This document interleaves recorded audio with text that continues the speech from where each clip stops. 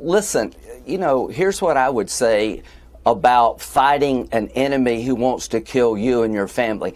Why did we drop 2 bombs, nuclear bombs, on Hiroshima and Nagasaki to end a war that we couldn't afford to lose? You don't understand, apparently, what Israel is facing.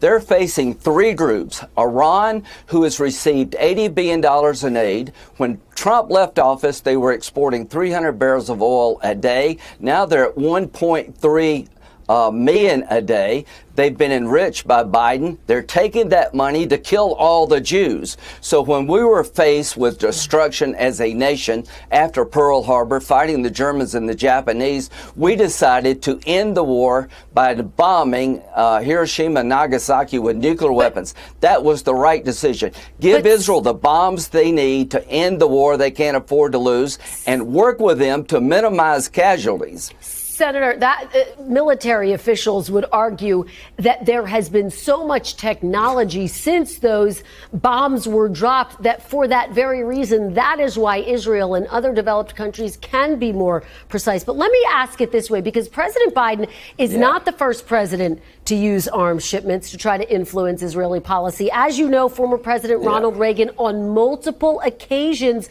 withheld weapons to impact Israel's military actions.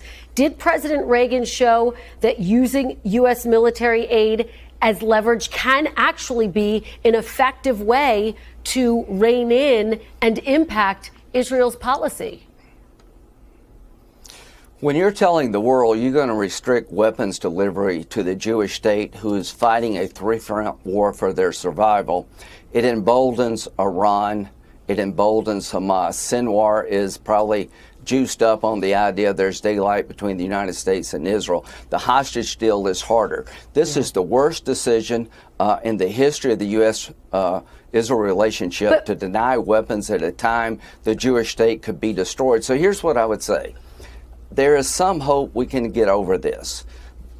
Non-negotiable, the destruction of Hamas. Nobody in Israel will allow Hamas to be standing militarily or politically when this is over. How we get there is subject to negotiation. My problem is not with the weapons that Israel is using. My problem is with the tactics that Hamas is using, and the idea that America would not send a nickel of aid, echoed by a United States senator when all the Jews are trying to be killed by radical Islamic groups, tells us where we're at as a nation.